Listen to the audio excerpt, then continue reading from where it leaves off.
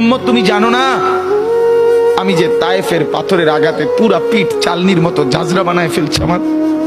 শোনো নাই তুমি? আমারে যে উহুদের ময়দানে দান দান শহীদ করে রক্তাক্ত করছে, তুমি শোনো নাই? আমি যে 14 দিন পেটে ক্ষুধার তাড়নায় পাথর বাঁধছিলাম, উম্মত তোমার মনে নাই? একবারও শোনো নাই আমার ক্ষুধার কষ্ট, আমার পিঠের ব্যথা, আমার দাঁতের ব্যথা, আমার কাঁধে 2টা কড়া ঢুকে গেছে উম্মত। আমার ঘরে 3 মাস আল্লাহর নবীর স্ত্রী আয়েশা বলছে, আল্লাহর কসম উম্মত, নবীর স্ত্রী বলছে 3 মাস 3টা চাঁদ উঠছে ডুবছে, রাইনা হেলালান সুম্মা হেলালান সুম্মা হেলালান, 3 চাঁদ 3 মাসে নবীর 9 জন বিবির কারো ঘরে আম্মা জান আয়েশা বলে 1 ফোঁটা চুলায় আগুন জ্বলে নাই।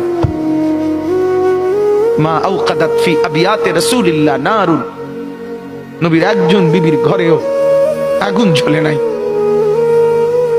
আল্লাহ নবীর স্ত্রী আয়েশা একদিন বলছিল নবীকে পিঠে হাত বুলাইয়া, ইয়া রাসূলুল্লাহ, স্বামী আপনার পিঠ ছিদ্র ছিদ্র কেন?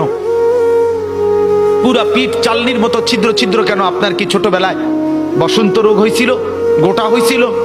আল্লাহর নবী চোখের পানি ফেলে বলছে, আয়েশা তুমি জানো না আমার এই পবিত্র দেহে তো কোনোদিন মশাও বসে না, মাছিও বসে না, পোকা বসবে কেমনে? আমার পবিত্র দেহে তো হাঁটলে মেশকের গ্রান বের হয়, আমার পেশাব পায়খানাও তো কোনোদিন জমিনের উপরে 1 সেকেন্ড থাকে না, মাটি ফাঁক করে ভেতরে নিয়ে যায়, সেই আমার গায়ে গোটা হবে কেন? আয়েশা এগুলো আমার তায়েফের পাথরের আঘাতের রক্তের দাগ।